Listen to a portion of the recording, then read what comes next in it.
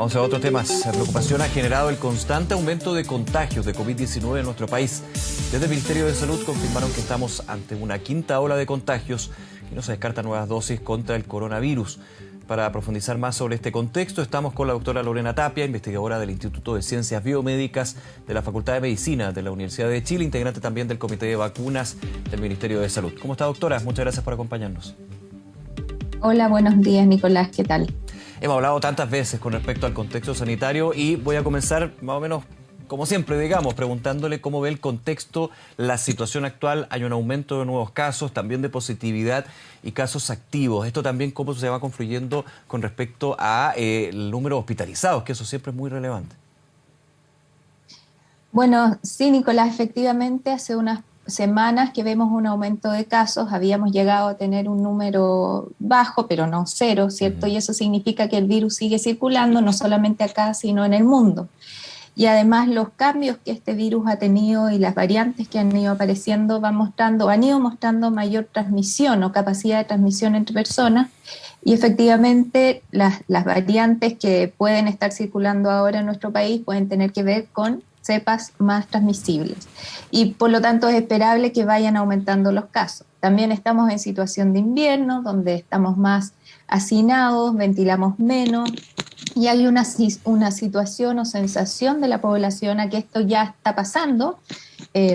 Efectivamente estamos mejor que el 2020, claramente, pero aún no se va y probablemente vamos a tener un tiempo con este virus circulando. Así que todo eso ha hecho que volvamos a tener números mayores y positividad más alta. Eso quiere decir que cuando tenemos la sospecha y hacemos exámenes, tenemos efectivamente más casos positivos de COVID. Sí. Ahora, con una diferencia, doctora, yo creo que muchos que nos ven hasta ahora lo han vivido, lo están viviendo, con respecto al inicio de la pandemia.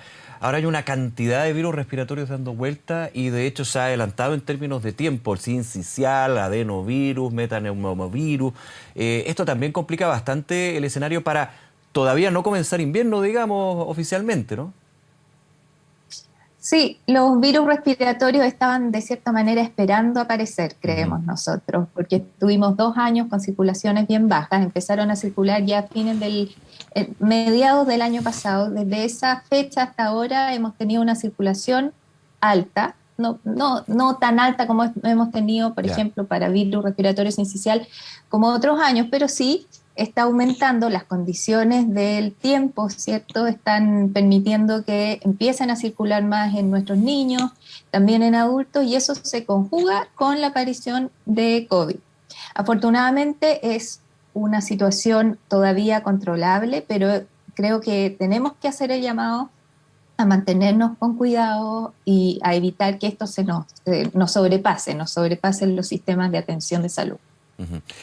Ahora, hablemos de la vacunación, doctora Tapia, porque se ha reforzado nuevamente, y es bueno que así sea, el llamado a vacunarse con la cuarta dosis o segunda dosis de refuerzo, como se quiera llamar, y sobre todo también mantener lo que es la campaña, por ejemplo, de vacunación de influenza. ¿Cómo lo ha visto usted desde su experiencia y sobre todo la preocupación que tiene la autoridad sanitaria? ¿Ha aumentado el ritmo de vacunación justamente por el aumento de casos y también disuasivos, como por ejemplo el bloqueo el 1 de junio del pase de movilidad? Pero de todas maneras, las cifras con respecto a la segunda dosis de refuerzo siguen siendo bajas. Falta todavía mucho camino.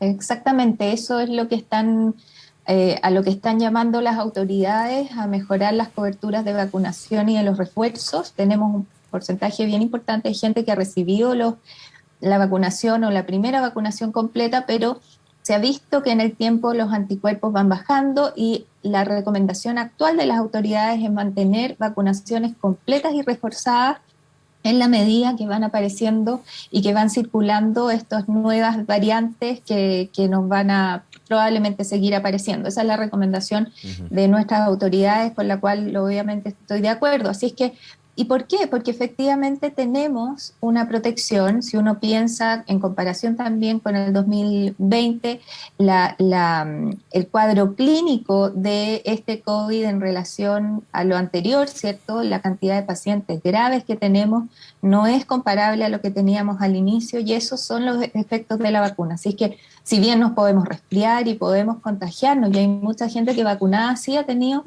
COVID, la mayoría de ellos, por muy lejos, han tenido cuadros leves.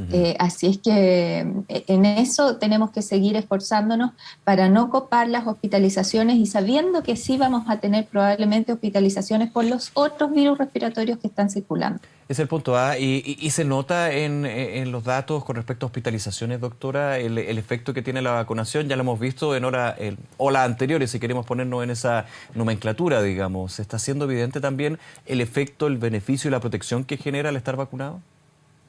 Sí, se ha hecho muy evidente. La Ya. verdad es que los gráficos que nos muestran los informes epidemiológicos se ve que a pesar de que las infecciones pueden aumentar, la infección puede aumentar en los pacientes vacunados, la hospitalización, el ingreso a UCI y las muertes por la infección en los pacientes vacunados reforzados es menor que las no reforzados y mucho menor que los no vacunados. Por lo tanto, ese refuerzo está teniendo un impacto en las hospitalizaciones, en las muertes, al menos hasta los datos que tenemos y que se han ido publicando con el tiempo. Ahora, vamos con otro elemento, siempre lo conversamos, doctora Tapia, que es el autocuidado, porque no solamente aquí hay que confiarse con la vacuna, hay que también seguir pensando y teniendo claro de que la pandemia se mantiene. Obviamente también las medidas de autocuidado son las mismas, sin embargo el contexto cambia.